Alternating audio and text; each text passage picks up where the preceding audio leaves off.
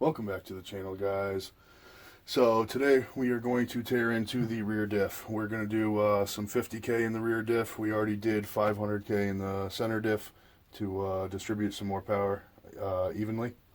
So we're going to tear into this sucker, get it apart, see what it's looking like, and get it back together.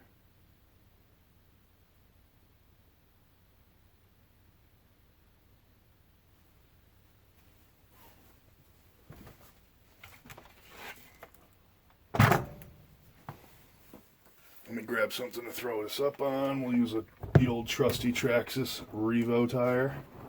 Gonna have to pull this rear pan. 4 screws. There's 2 in the fake exhaust and there's 1 on each side. We'll pull those out real quick.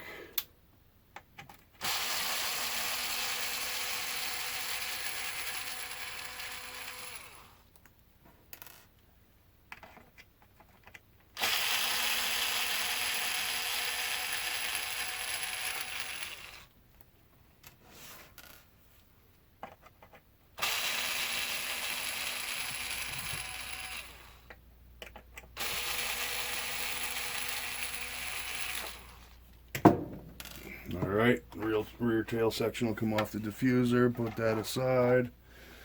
We're going to have to pull the wheels. Well, I'm going to, so I can pull the pins out of the bottom and swing the shocks up. That way we can get the diff out with no issues. Wheels are nice and tight because I checked them the other night and tightened them up before the first run. Something you should definitely do, check all your bolts, your nuts, your wheels, check everything for tightness. Mass-produced stuff, you know, you never know. You might end up with some loose things.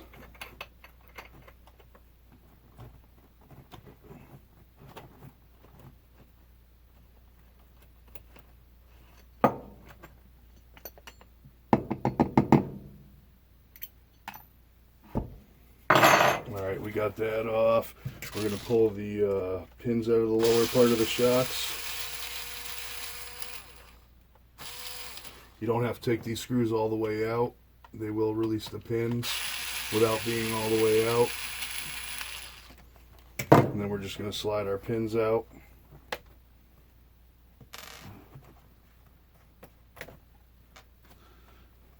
And we're going to swing our shocks up. What we're going to have to do is pull the diffuser supports, pull the tower, and pull the wing mount, which is now the tower mount. It's wing mount, obviously, on the larger truggies and stuff. So we're going to pull that apart right now.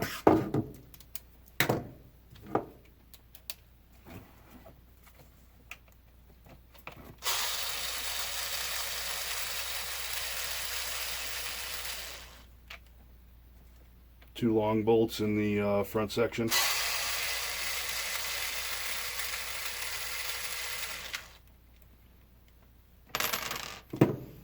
Your little plastic spacer will come out of there. Alright, we got 2 screws back here going through the tower into the bulkhead.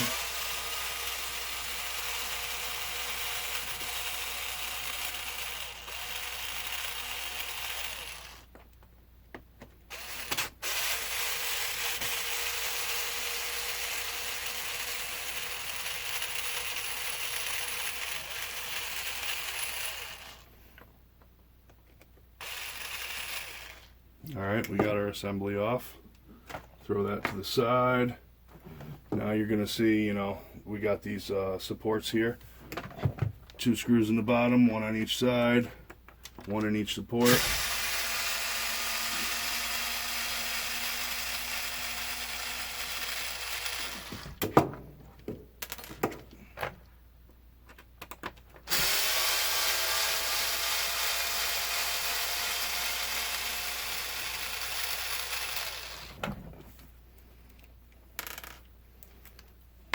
And then we got 2 screws coming in from the front through the tower. They enter this way into the supports. I'm going to remove those.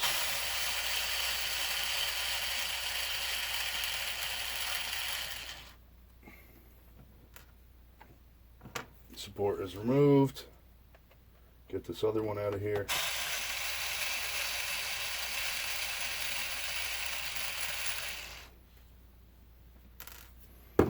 Alright.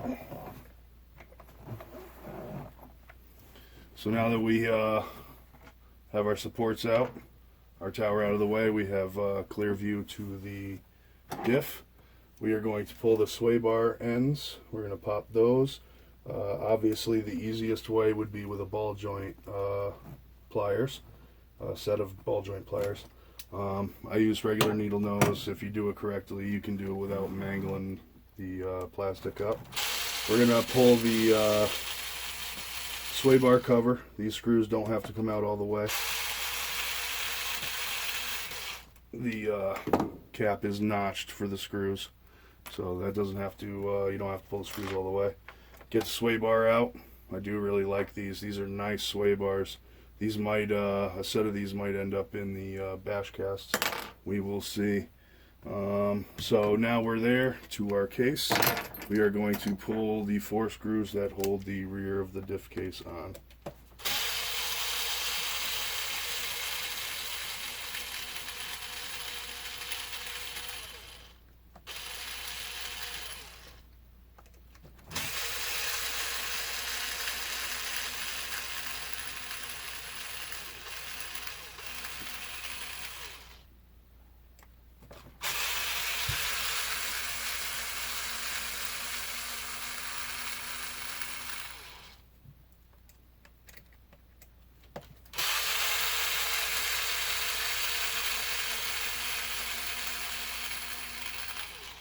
We got our 4 screws out.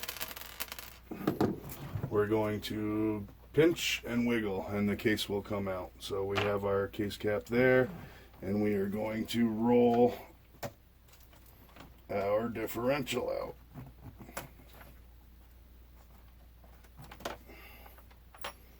Pull these dog bones aside.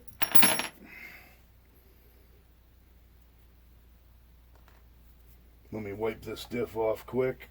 Get all the grease off it and the burned rubber off the outside of the bearings.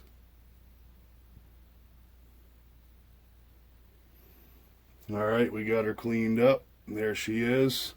Obviously weird gear ratio in this, in the rear of this. We got a 45-14 and it's a GP6 cut. So let's see what we got here. One thing I'm noticing immediately, I mean obviously the rubber sealed bearings, that's always an awesome thing. I love that Arrma went that extra leap and did that for us. So we got rubber sealed bearings throughout, so that's great.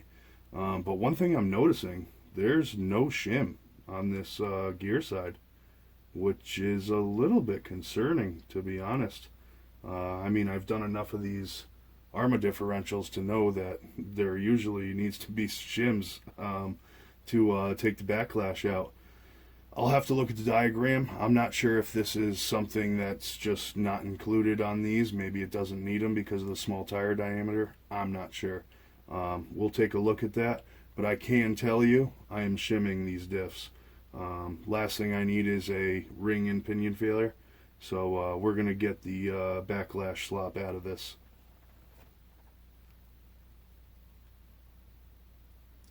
So now we are going to pull this diff down. So let me get rid of this car.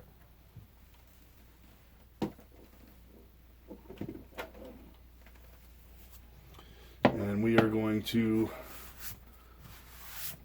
clean up my area a little bit. We are going to pluck the 4 screws out of the diff.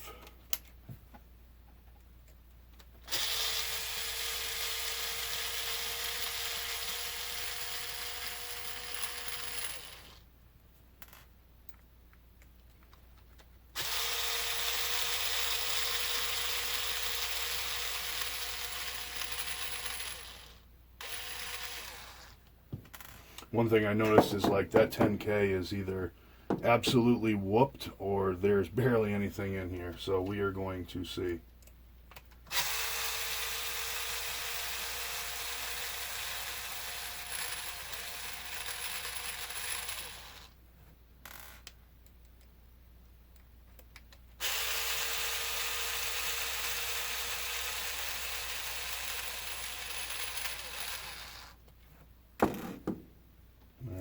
let's pop this open and have a look.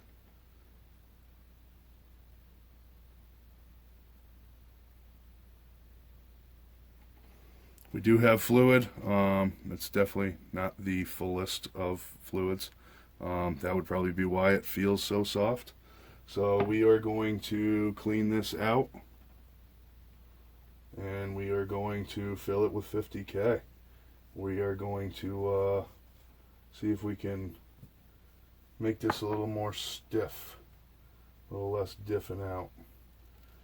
Gasket stuck to the cup, so I'm just going to pull the fluid out like this, push pressure in with a rag, and just turn the cup. These spiders will carry the fluid up.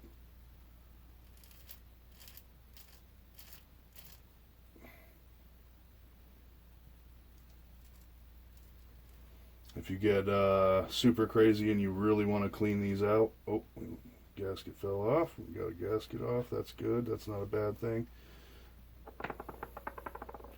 We'll clean that up.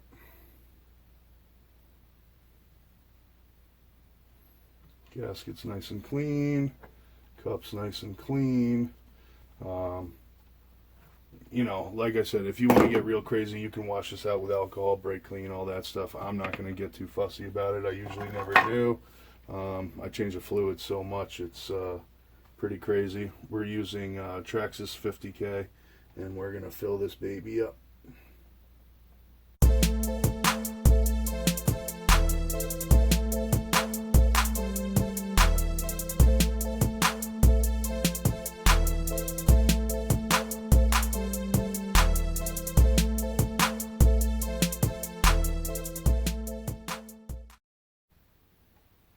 I think that'll do it.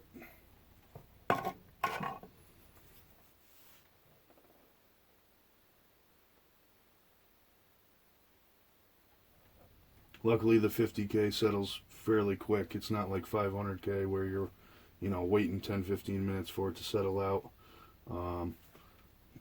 That's typically where I fill it to.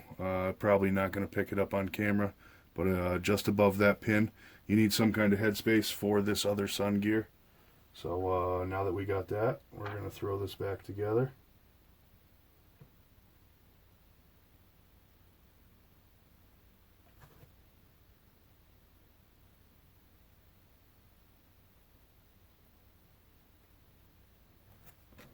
Start our screws by hand, of course. Make sure we are getting into the original threads that were cut into the cup.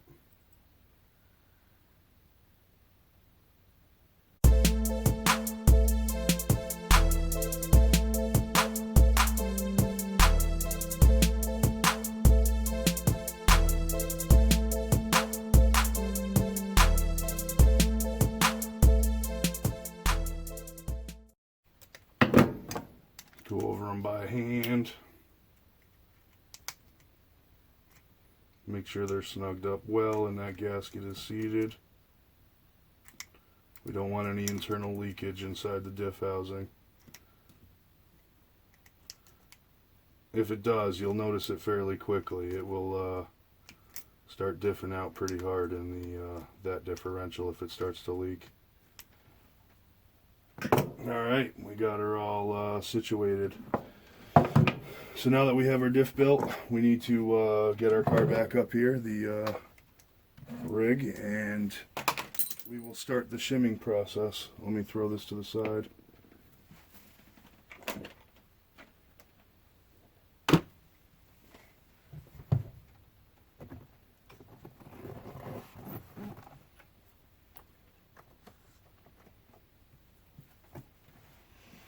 There is some grease in the diff case. We're going to leave that. It only has one run, so I'm not too concerned about that. I'm not going to clean it out. I know there's no metal in it. Not too freaked out about that. So we're going to grab our diff. And what I'm going to do is I am going to add some shims. So I have a differential kit here where I keep all my goodies. So this is the these are the shims I'm using here. They're Techno shims. They're 0.2 thick, 13 by 16 by point. Oh, these are 0.1s. I'm sorry, not 0.2s. They are 0.1s, 13, 16 by 0.1. So we're going to add a couple of these. Most likely it's going to take one or two, hopefully just one. Like I said, I don't know why there are no shims in it from the factory. It's kind of puzzling to me. So let's get this shimmed up. I'll feel a little bit better about it. I know it won't lunch itself. So we're going to do some dry fitting. First thing I'm going to do is just drop it in here dry with no shims, just the way it was from the factory, the way I received it. And we're going to see if we can see what we got for backlash. Alright, we got our diff seated in correctly. What I'm going to do is I'm just going to put pressure on the input cup. It doesn't matter which direction. I'm actually going to push the ring gear up, so I am turning the shaft clockwise. So I'm going to load it until the ring gear just starts to move, and then I'm going to wobble that back and forth. It's exactly like setting the mesh on a pinion and a spur, and let me tell you guys, this thing has a ton of backlash. I am not impressed by that at all. I have no idea why it's not shimmed, so let's throw some shims at it. Honestly, I think it's going to take two. I don't think it's going to take one. I think it's going to be a 0.2 or higher shim stack. So I'm actually going to start at 0.2.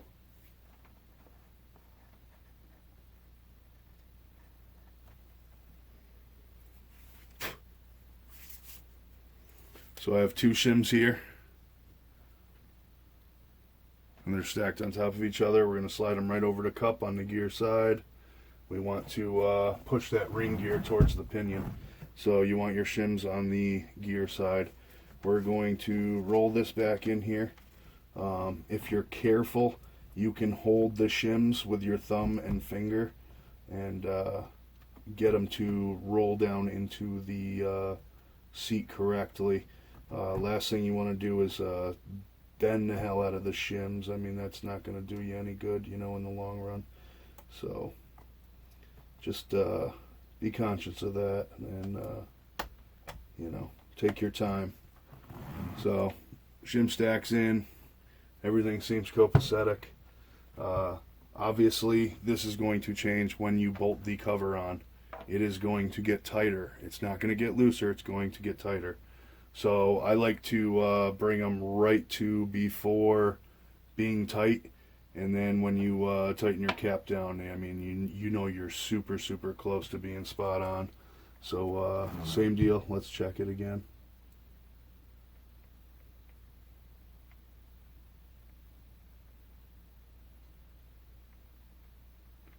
I really like that. 0.2 is the winner for me. So that's what we're gonna do. Pull this back out of here, and we're gonna grease it up.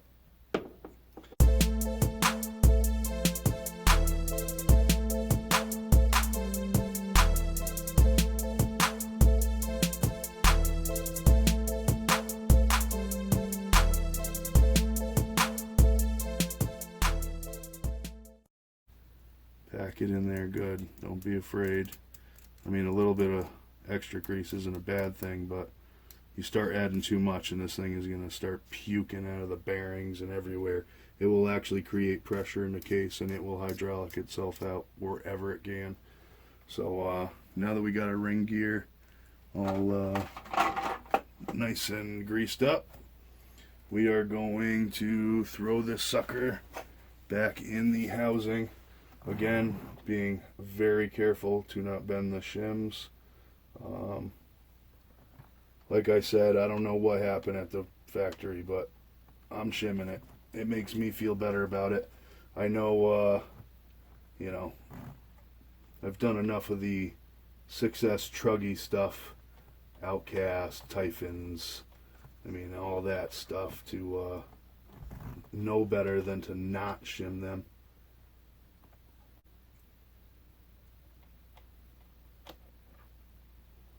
Alright, we're in there. Stack is looking good. No bent shims. The stack is sitting pretty. We're greased. Throw this cover back on.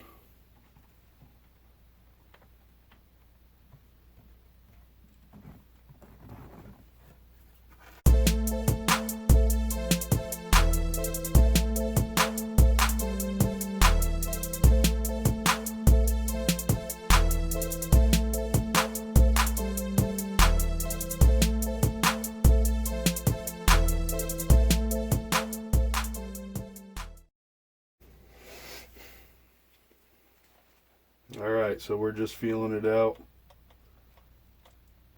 And as I suspected, you know, it gets a little tighter. It's not too tight. It's, I would call it perfect, to be honest. I'm going to run that. I think 0.2 served this differential well. I know I can, you know, be confident that I'm not going to smoke the ring and pinion off of this thing, blasting around, burning out with it. So, next step is we're going to pull the bolts on the outer side of the turnbuckles. We're going to get those off real quick, and we are going to throw our dog bones back in.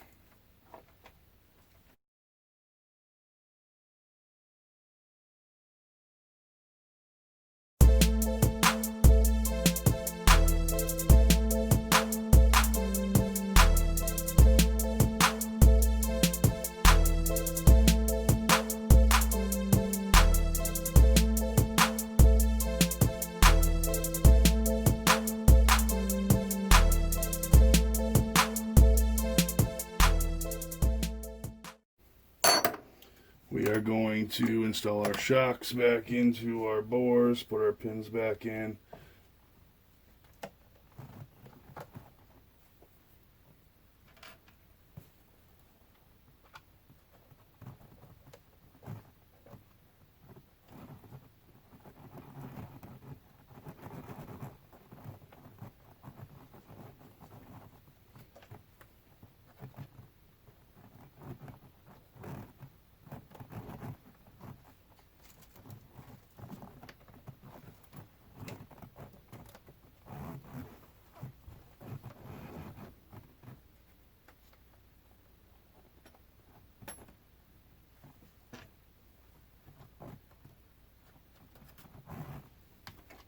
Tighten the retaining screws for the pins.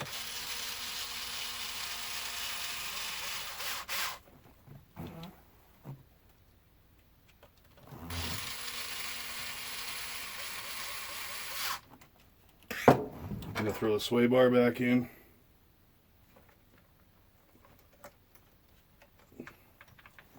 I just clip the ball links back in with my fingers. Just give them a little pinch. They will pop in fairly easy.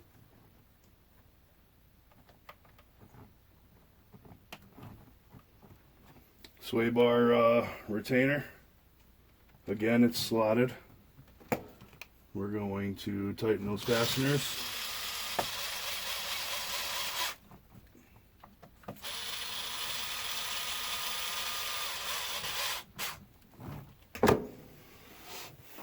Diffuser braces are going to go in now.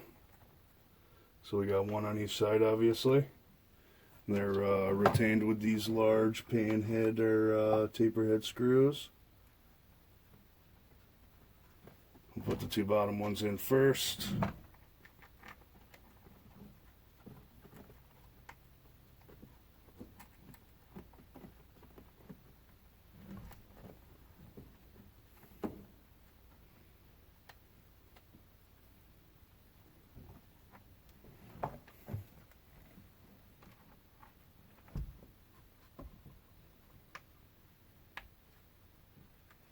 Technical difficulties, boys. Technical difficulties.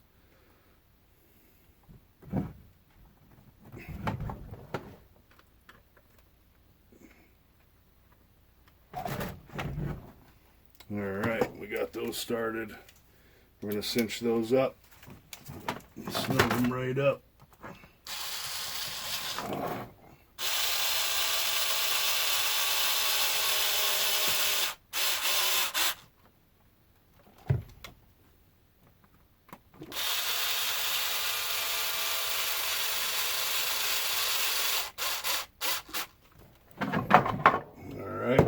that all squared away.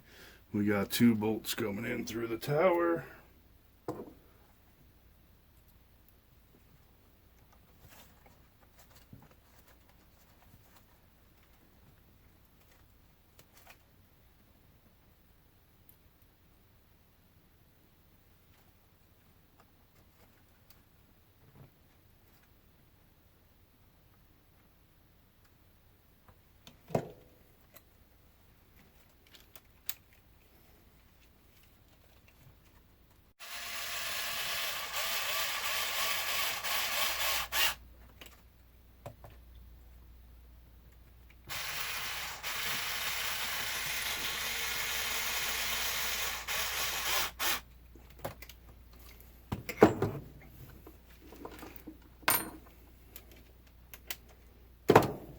Next is going to be our wing mount / tower mount with the towers.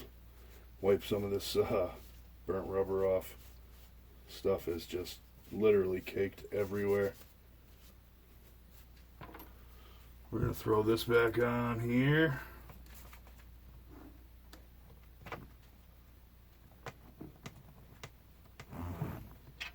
Throw our 1 bolt in the back, our long shanked bolt. We're not going to tighten it all the way. Then we're going to go for these here. The ones that go through the tower into the bulkhead.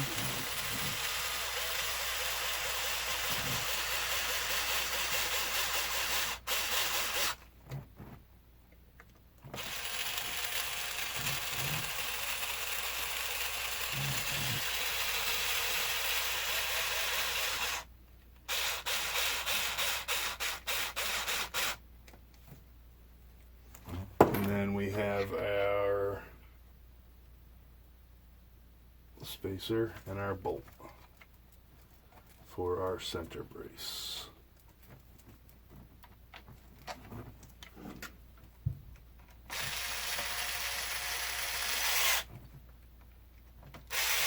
Now we're going to tighten everything up.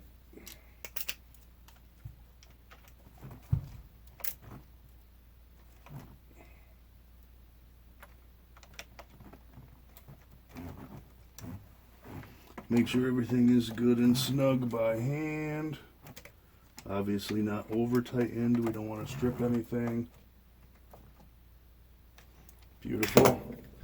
And next will be the tail pan with the fake exhaust.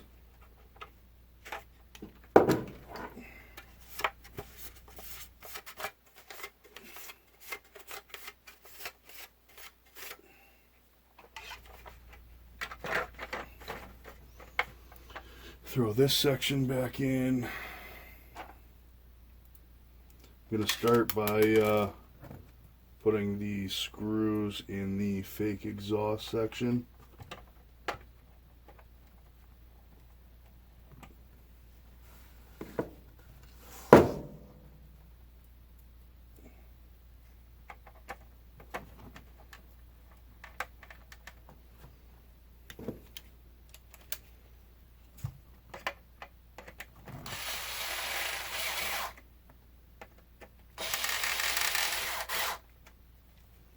Alright, and our last 2. Of course, I dropped one.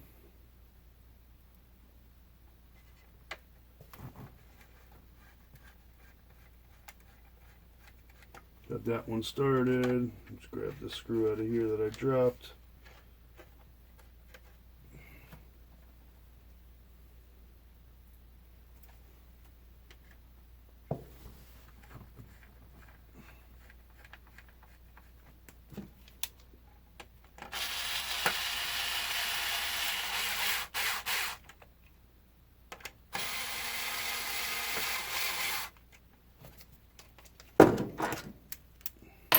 Finish up by hand.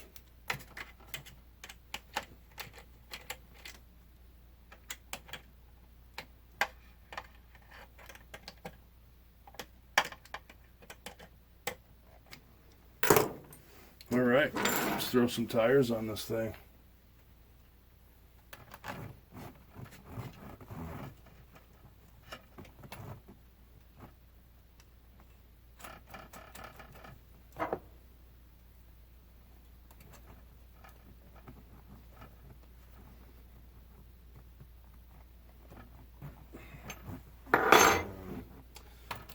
Snug them up good, boys. Snug them up good. Last thing you want is an 80-mile-an-hour car losing a wheel. Then you're running around trying to find hub nuts. And geez, worst case scenario, you'll be blowing the hex out of the rim, and that'll leave you with a bad day. No doubt, no doubt. There she is, guys. She is ready to rock and roll. 500K in the center diff, 50 in the rear, still running the 10K in the front. We're going to see what happens. I'm leaving the 10K so it doesn't push through the corners. We want it to maintain tire traction in the front end. I mean, the whole idea of drifting is to obviously let the rear get loose. So we want as much control in the front end as possible. I'm going to stick with the 10 for now. One thing I probably will do is pull it apart and see if it needs to be shimmed, because that obviously scared me in the rear with no shims. That's, I don't know, very interesting to me. So anyway, guys, I appreciate you coming by, and I appreciate you all watching the videos and commenting.